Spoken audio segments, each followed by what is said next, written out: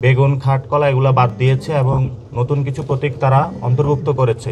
নির্বাচন কমিশন আমরা যতটুকু চিন্তা করেছি তারা এক ধাপ একটু বেড়ে চিন্তা করে শাপলা এবং কলি অন্তর্ভুক্তি করেছে। আমরা একটি স্বাধীন ইসি প্রতিষ্ঠার জন্য দীর্ঘদিন লড়াই করে যাচ্ছি। এর মধ্যেই আপনারা জেনেছেন যে ইসির যে তালিকা লিস্টগুলো রয়েছে, যে প্রতীকগুলো নির্ধারণ করে থাকে তারা, সেটা সংশোধনের জন্য আমরা ফাইট করে যাচ্ছি। এখানে অযাচিত কিছু প্রতীক তারা আগে অ্যানলিস্ট করেছিল, ইতিমধ্যেই তারা বেগুন, খাটকলা এগুলো বাদ দিয়েছে এবং নতুন কিছু প্রতীক তারা অন্তর্ভুক্ত করেছে। সেখানে আমরা একটা প্রতীক দেখতে পেয়েছি, শাপলা কলি নামে একটা প্রতীক রয়েছে। আমরা আজকে আমাদের পছন্দের তালিকায় প্রথমে রেখেছি শাপলা, দ্বিতীয়ত রেখেছি হলো সাদা শাপলা, তৃতীয় রেখেছি হলো শাপলা কলি।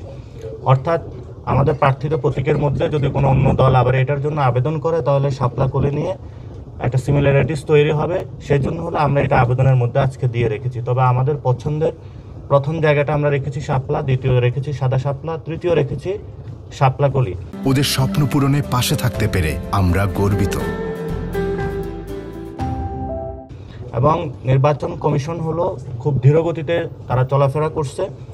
আমাদের অনেক আগে আমরা অ্যাপ্লাই করেছিলাম, এ পর্যন্ত এটাকে তারা কোনো সমাধান করতে পারে নাই।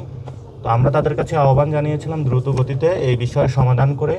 আমরা ইলেকশনের দামাডল অলরেডি বাংলাদেশে শুরু হয়েছে। আমরা ইলেকশনের ফেজের মধ্যে যেতে চাই এবং ফেব্রুয়ারি ইলেকশনটা যাতে সুন্দরভাবে বাস্তবায়ন হয় আমরা অংশগ্রহণ করতে চাই।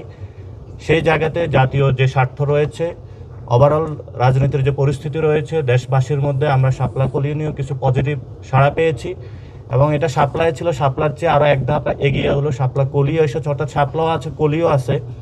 তো সেই জায়গাতে নির্বাচন কমিশন আমরা যতটুকু চিন্তা করেছি তারা এক ধাপ একটু বেড়ে চিন্তা করে সেখানে কলি, শাপলা এবং কলি অন্তর্ভুক্তি করেছে।